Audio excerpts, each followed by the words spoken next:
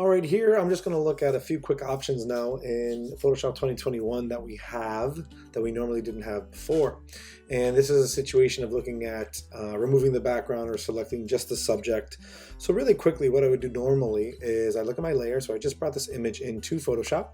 And what I'm going to do, I'm just going to click on this lock layer, and now I could edit and play around with the image. But as I did that, this on my properties panel, which can be found under Window and Properties, what I can do is I can click on some new options here, remove background and select subject. So normally what I would do, potentially if I just want to select the statue, I would go to my quick selection tool, and maybe I would just quickly select and drag. And because there's some hard edges, it's very simple. Now there's a bit of an issue up there, but I would zoom in a little closer and even try to get some of the spikes and just play around here, maybe get some of the trees, whatever I wanted to do. And like I said, they're hard edges, even though the trees aren't. They do a pretty good job, and I could play around then with selected mask and play with those, but that's something else. I could also now just select subject, which is also here and here, but is also, I'm just going to Command D to get rid of the selection. I can also go to select and subject here as well. So what I'm going to do, I'm just going to click here. I'll just do the quicker way here. Look at my properties panel and select subject. Let's look what it does.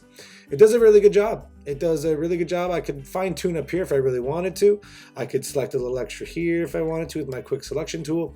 And once again, go through the trees if I wanted to. If I wanted to get really, really close, hold on Option, zoom in, scroll in. I could try to really tighten those areas up. And of course, what I'll do here, I'll minimize my brush by using the open bracket and on my keyboard and really try to get as much of it as I can. And if I go too far, which is okay, I could actually do the opposite now. I'll hold down Option on my keyboard, and now it's going to subtract some of that area, which once again, it doesn't have to be perfect because we could play around with it because it will all become a mask after, which is the great way to play around with that. So here I am, I've done select subject. I did a pretty good job, and my subject is selected. Now the thing I can do if I want is I could actually play around with my layer and use my quick mask, or actually not quick mask, just make a mask. So here with my selection made, I'll make a mask. And there it is, my subject is selected. I can even once again get rid of this, and because it's a mask, I can just go to my tool panel and use my brush tool and either paint black, which will hide more, or I can, let me increase the size of my brush. With my close bracket, I can get rid of it, or I can do the opposite, and I can reveal more by having white, and I can reveal more of that. Okay, that's how we've done select the subject. Now let's do the opposite. I'm going to undo all that, and now I'm just same selected, nothing's changed. I'm just going to remove background. So really what it does, it kind of does the opposite of select subject. So if it already knows what the subject is because of those hard edges, now using portraits with people with hair, the hair is very not a hard edge or fuzziness or anything like that, or trees and things like that will be very difficult for Photoshop to get, but it actually does a pretty good job. It all depends on the photo. It depends on how good the foreground actually looks and how complex the background actually is.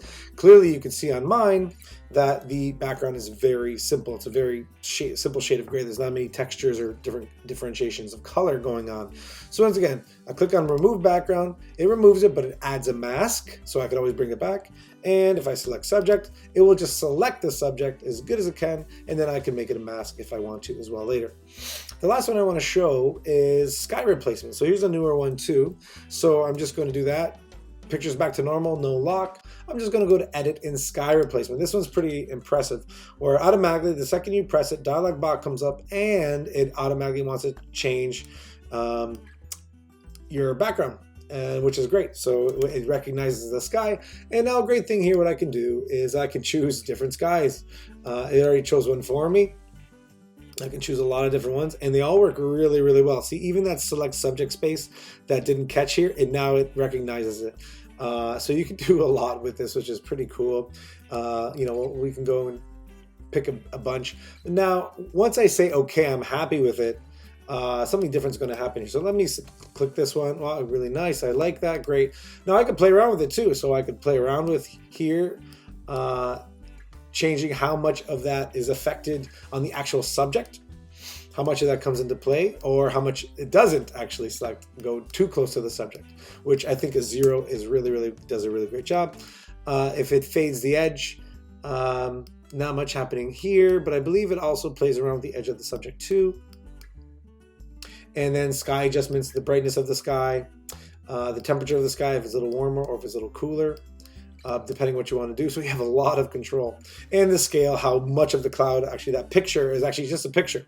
So do you want it scaled up really large, or do you want it really smaller, depending on the cloud structures you have or whatever it is.